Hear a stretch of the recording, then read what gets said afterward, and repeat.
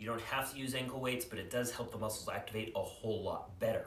We're gonna start with hip flexion.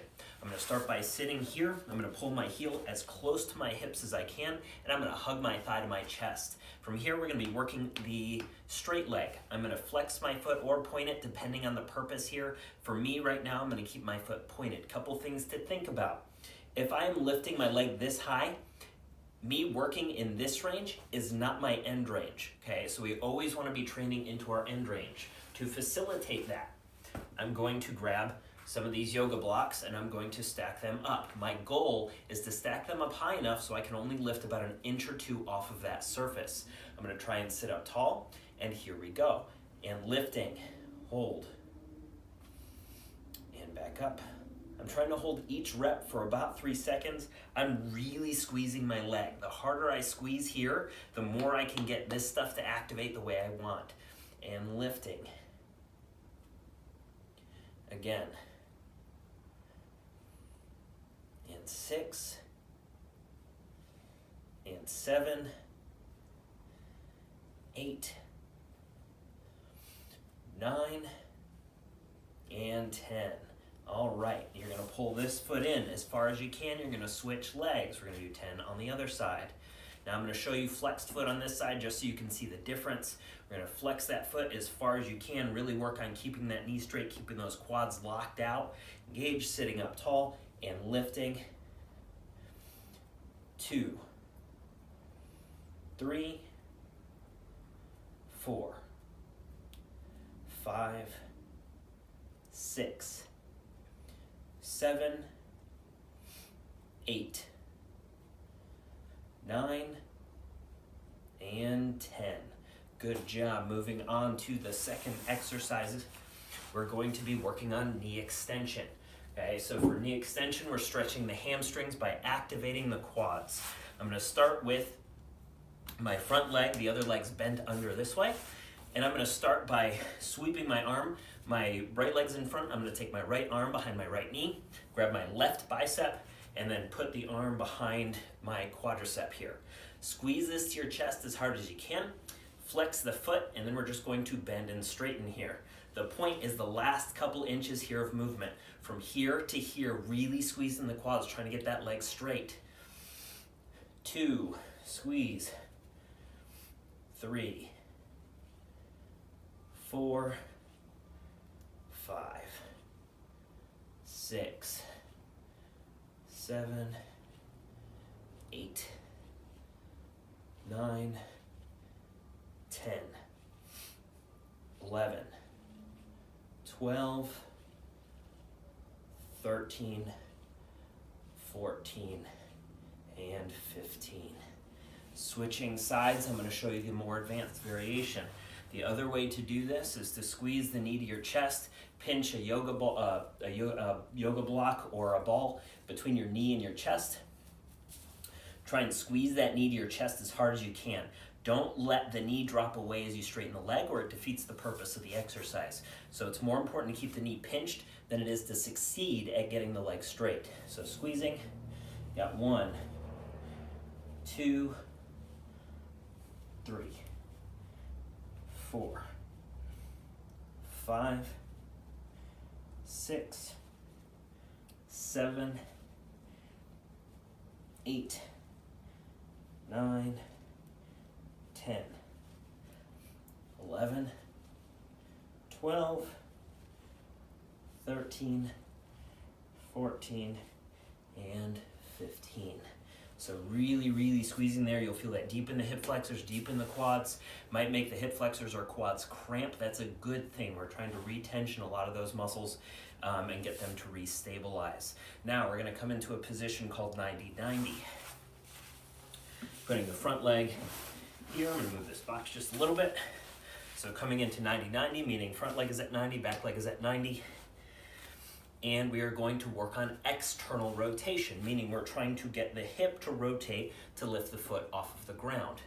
Okay, so this is going to be very difficult in ankle weights. Most people really struggle to get their feet off of the ground here. So if you are struggling and you need some spot, you can put a block under the knee, and you can also do this by dropping your elbow down to the ground. Okay, so from here, what you're going to be working on is driving the knee down into the block, trying to rotate the hip to get the foot to leave the ground. What you're going to do is you're going to use your hand as a spot. You're going to pull this as far into external rotation as you can, and then you're going to try and hold, using the hand to try and spot. Okay, same thing on the ground. Knee down, using the hand, rotate, try and hold with the muscles, and lower down slowly. 3, again, lift, hold, try and get the muscles to activate, trying to hold, lower down slowly. We're gonna feel this big time in the adductors, maybe in the glutes. You might feel this in the hamstrings also, depending on where your strengths and weaknesses are in this movement. Again, driving the knee down, lifting the foot. Trying to hold, drive the knee down, try and hold the foot. Start to ramp up that tension in the leg. I usually use maybe 1 or 2 fingers to spot. Having the ankle weight makes this substantially harder. This might be one that you do just with body weight. Okay, let's do another one. Lifting and holding, ramping that tension up, lowering down slowly. Good. 6, let's switch sides. Do 6 to 8 on both sides. Okay, same game. Showing you the other variation here, putting the knee under the block, dropping the arm to the side, and you're going to do the same thing, lifting the foot as high as you can, and then try and hold, and then lift again. 2, trying to hold, creating as much tension in the rest of your body as you can. The more tension you create everywhere else, the stronger it's going to be to hold this in position. This variation is quite a bit easier, but it should give you access to these muscles a little bit better. Okay, again, up and hold. 5, and again for a 6th one, up and hold. Really trying to hold, push that harder. Try and hold, try and hold, try and hold. And relax, coming back to the first side, still in our 90-90 position. You might want yoga blocks for this one, just to help you do this movement a little bit better, okay? So what I'm gonna do is I'm gonna drive my shin down into the ground. While I'm driving the shin down into the ground, I'm gonna hinge forward just slightly. From here, I'm going to try and push the shin into the ground and come up and extend the hip. So this is a hip extension into what I call a shin box. From here, I'm gonna lower down as slowly as I can.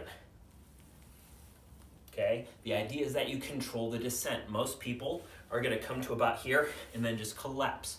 Don't collapse. Do your best to hold the tension in your legs and lower down slowly. If you are not strong enough to extend the hip to sit up here, grab some yoga blocks, use those, lean forward onto the yoga blocks, push down until you can get up, and then work the eccentric side of this movement, lowering down slowly. If you're stronger, grab a kettlebell, hold it here, and work on the strength to hold it with the kettlebell. Okay, so let's do about 6 to 8 of these on this side, and we're going to switch sides in a second. So 3, trying to do maybe 3 to 5 seconds on the negative.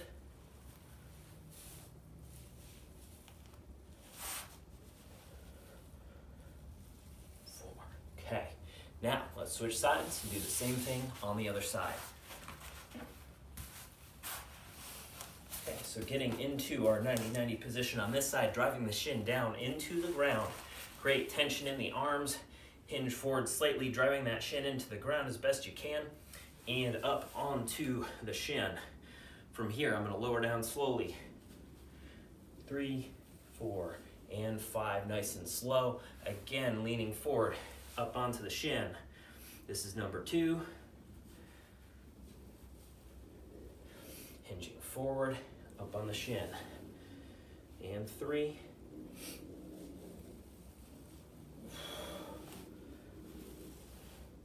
And 4. 5. And 6.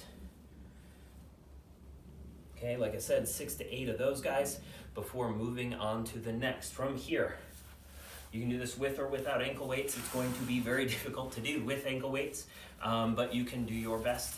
This particular exercise, I'm going to start in a butterfly. My hands in between. From here, I'm gonna try and lift my feet, straddle, and then I'm gonna do a pancake good morning. Okay, so it's gonna look like this. We're going to lift the feet as high as we can. I'm going to try to straighten the legs, straddle as wide as I can, lower down slowly. From here, my arms come up overhead, I drive my heels into the ground, trying to keep external rotation, lowering down slowly, trying to hover about an inch off the ground, drive back up. From here, hands come back down, straddle, butterfly, and lower down slow. That's one. We'll probably just do 3 or 4 of those. Again, lifting the feet, straddling wide, lowering down. Arms come up overhead, driving the heels in the ground, keeping core tension, keeping the hips externally rotated here as you hinge forward, hovering about an inch off the ground, and sitting back up. Hands to the floor, lifting the straddle, bending the legs, lowering back down to our butterfly position. Okay, and last one here, lifting both the feet, straddling wide, lowering down, arms up overhead, hinging forward, hovering a couple inches off the ground, back up, and finishing by straddling back to the butterfly. And resting here. All right, next exercise, final exercise in this little routine. We're gonna find a chair or a box, and I'm gonna come to a seat on my box here. So this is for internal hip rotation. So I'm gonna grab a yoga block or some sort, place that between my knees. I'm gonna squeeze my knees together while trying to drive my feet as far apart as I can. So sitting up tall, kind of keeping a neutral pelvis here. I'm gonna drive my feet as wide as I can with the ankle weights. Squeezing, squeezing, squeezing, and back. Really trying to work into that end range. Okay, squeezing as wide as I can. 2, and 3, and 4, and 5, 6, 7, 8, 9, and 10, and hold. Alrighty, shake those legs out, take those ankle weights off, start to move the legs a little bit, get that blood in. You guys have 2 more rounds of this entire workout. Start from the beginning, work through that sequence again, do all 3 rounds of each for those reps, and tell me how you guys feel after you've completed that. Good job.